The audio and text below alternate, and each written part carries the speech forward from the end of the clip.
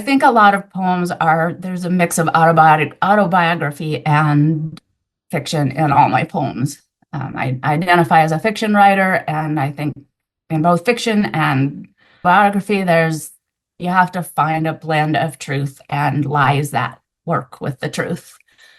So the truth is that my grandma, who I really loved a lot, and my favorite cow did die within 2 weeks of each other. And it was the first time that two things, animal and human, that I loved. It was ironic that two things I loved, human and animal, died so close together.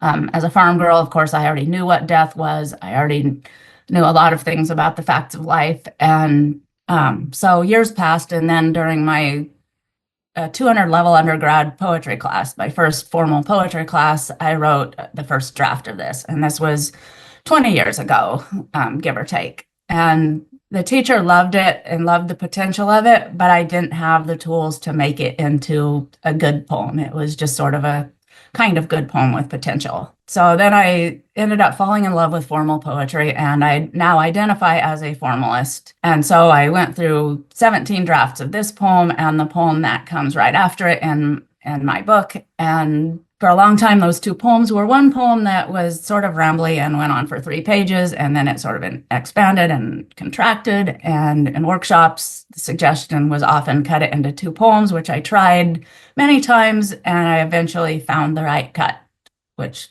led to these two poems. And I still look at it and think, wow, it would be so much better in form. That's the formalist in me, but it never really found a form that worked. So I'm calling it a narrative poem.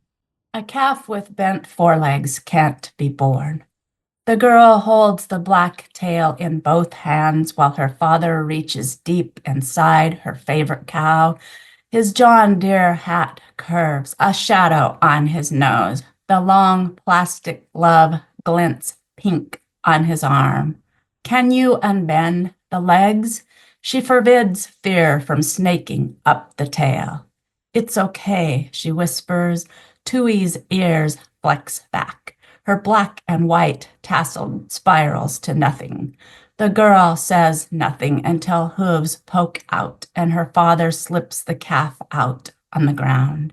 Tui paws, demands. They hand over her red, white-faced calf. She doesn't look dead, the girl says. Flowers breathe fragrance around her grandma's blue coffin, her leaf-embroidered dress. The girl lays her hands on her grandma's. Her mother adds her hands, as do her sibling and cousin and father. A pile of hands like prayers huddled, living over dead. At the grave, the dirt is missing. The pastor says it will be brought back later. A sanitary burial.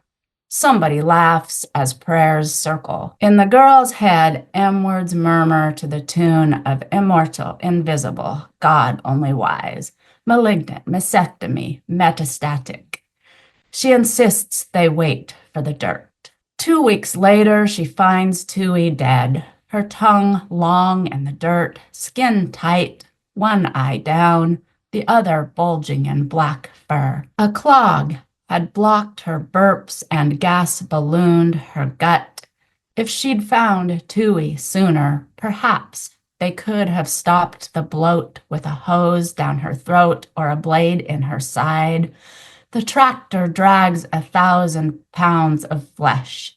Beneath the curved moon slice, the red and white orphan looks between two knotty poles and balls.